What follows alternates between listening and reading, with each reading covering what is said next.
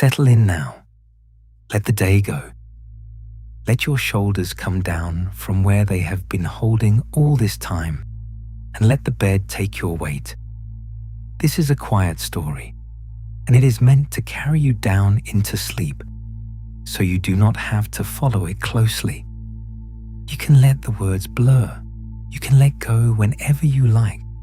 At the far edge of the world, past the last village and the last road, there is a water.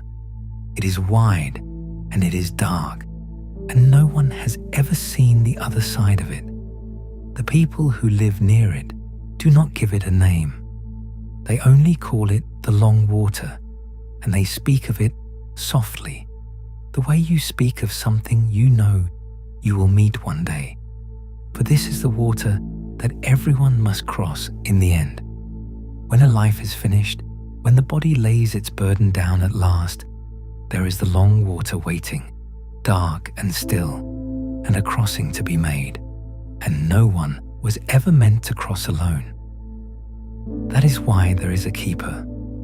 She lives in a small stone house at the water's edge, with a lamp in the window that never goes out. She is not young, and she is not old, the way that people in stories are sometimes neither. She has been there a very long time. And her work, her only work, is this. When someone comes down to the shore, frightened and uncertain, with their crossing before them, she takes up her lantern, and she helps them into her small wooden boat, and she rows them out into the dark. She cannot make the crossing for them. No one can do that. She cannot turn them back. The water does not allow it. But she can do the one thing that matters more than either. She can go with them. She can hold up the light so that the dark in front of them is not quite so total. And she can stay and talk and keep them company, so that the most frightening journey any of them will ever make is not a journey made alone. Anyone who has sat at a bedside in the small hours, holding a hand that is growing cold, knows exactly what her work is. You cannot stop the thing that is coming.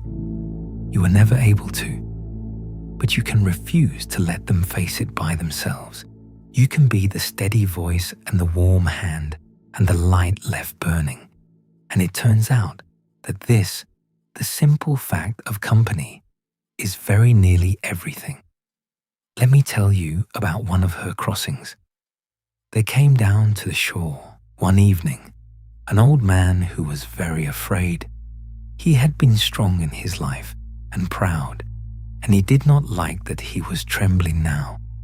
He looked at the dark water, and he looked at the small boat, and he said to the keeper that he was not ready, that he would wait, that surely there had been some mistake. The keeper did not argue with him. She had learned long ago that you cannot argue someone out of their fear, and that it is unkind to try. She simply sat down beside him on the cold stones, and she set her lantern between them, and she waited. She let him be afraid. She did not rush him toward the boat. She only stayed so that he was afraid in company and not alone. And after a while, the old man's trembling eased just a little. The warmth of the lamp and the quiet of someone sitting with him and asking nothing of him did what no argument could have done. He looked at the keeper and he asked her in a small voice whether she would stay with him the whole way across, whether she would not leave him in the middle of the dark. And she told him the truth, which was the only thing she ever told anyone. She said, "I will keep the light, and I will not let go of you, and I will stay until you are safely to the other side. You will not be alone for one moment of it. I promise you that." And so they went out, the two of them, into the long water.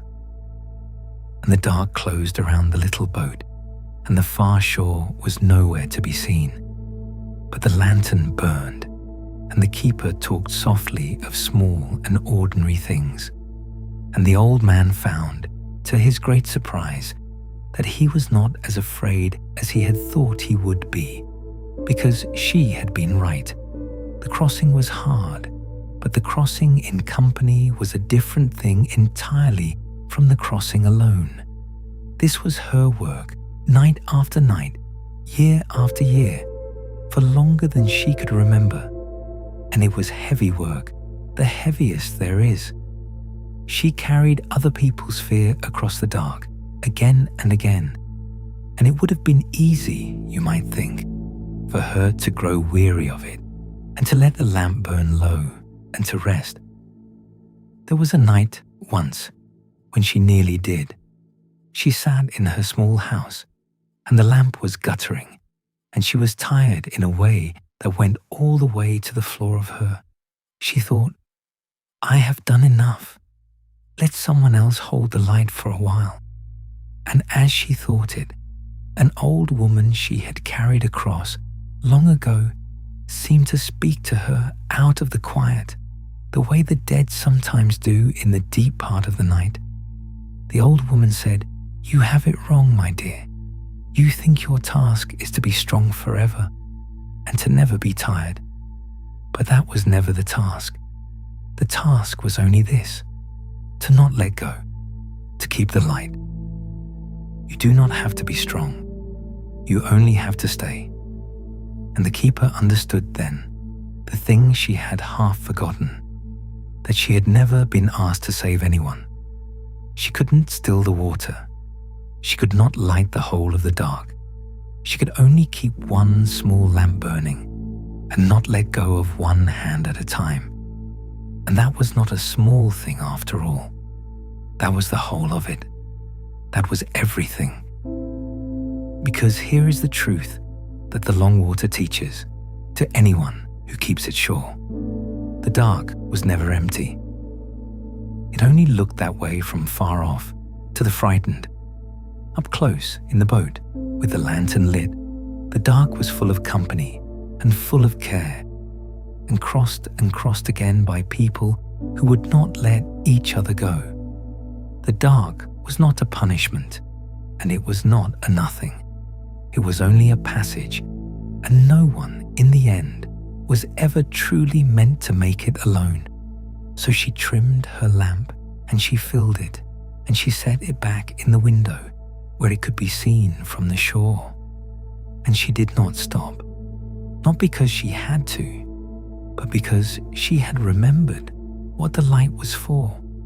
And somewhere out on the long water, even now, there is a small boat and a steady lantern and a quiet voice speaking of ordinary things.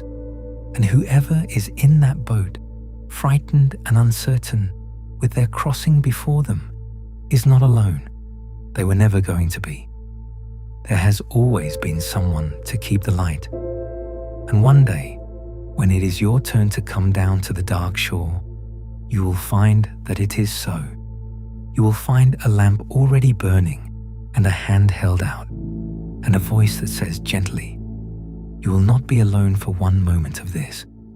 But that is far off, and it is not for tonight. Tonight, there is only your own warm bed and the soft dark of your own quiet room, which asks nothing of you at all. Tonight, you only have to rest. So let the long water grow still and far away. Let the lantern go soft and golden at the edge of your mind.